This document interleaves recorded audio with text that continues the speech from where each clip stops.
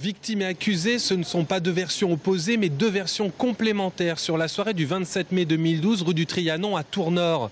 Côté accusé, c'est un mauvais délire, un braquage qui s'est barré en couille, selon Marty Mbongo.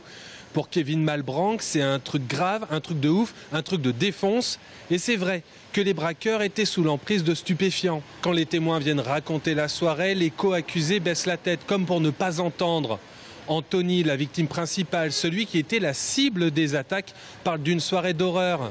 C'était comme dans un film, sauf que c'est moi qui étais dans le film. Ils sont 7 à être bâillonnés, ligotés, couchés par terre. Anthony, lui, est frappé, coup de poing, coup de pied, coup de crosse. Une soirée à la Orange Mécanique, heureusement sans mort.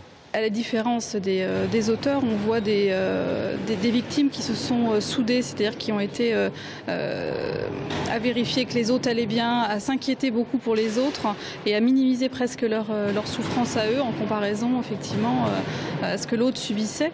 Alors il y a un effet effectivement de solidarité entre eux qui est forte et un effroi qui est très important aussi, une peur et un impact et des répercussions qui sont très fortes. Hein. C'est sûr qu'on est 2 ans et demi après les faits et la peur est toujours là pour chacun d'eux, hein, ça c'est évident.